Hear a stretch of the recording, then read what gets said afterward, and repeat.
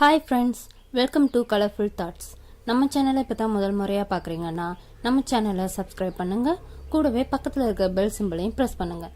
அப்போ தான் நாங்கள் போடுற ஒவ்வொரு வீடியோஸும் உங்களுக்கு நோட்டிஃபிகேஷனாக வரும். வாங்க ஃப்ரெண்ட்ஸ், வீடியோக்குள்ளே போகலாம்.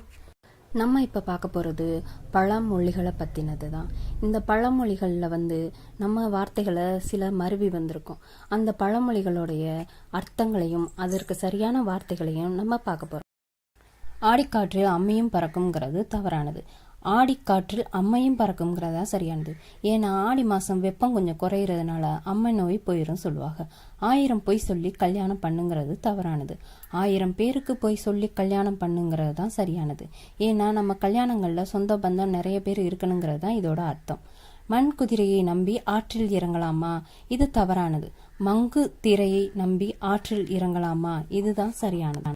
திரைனா அலைன்னு அர்த்தம், மங்கு திரைனா காணல் நீர் அல்லது மெதுவான அலைன்னு அர்த்தம்.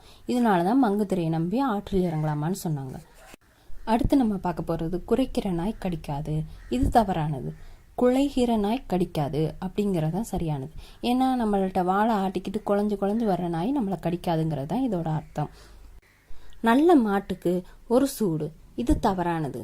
நல்ல மாட்டுக்கு ஒரு சுவடு. இந்த பழமொழி தான் சரியானது. இத நல்லவர்களுடைய செய்கைக்காண்டி இந்த பழமொழியை சொல்லியிருக்காங்க. 1000 பேரை கொன்றவன் அரை வைத்தியன் அப்படின்னு சொல்றது தவறானது. 1000 வேரை கொண்டவன் அரை வைத்தியன் அப்படின்னு சொல்றதுதான் சரியானது. இந்த இடத்துல வேரைனா மூலிகைன்னு அர்த்தம். அதிக அளவு மூலிகைகளை கண்டுபிடித்தவர்னு அர்த்தம். சோழியன் குடுமி சும்மா ஆடுமா அப்படிங்கிறது தவறான பழமொழி. சோழியன் குடுமி சும்மாடு ஆகுமா? இதுதான் சரியான பழமொழி.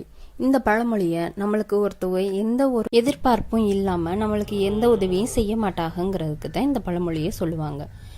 ஓகே ஃப்ரெண்ட்ஸ், மேலும் இது போல சில பழமொழிகளை நான் அடுத்த வீடியோவில் உங்களுக்கு போடுறேன்.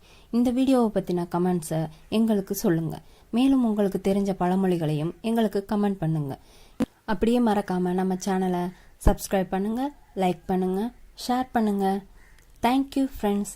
தேங்க்ஸ் ஃபார் வாட்சிங்.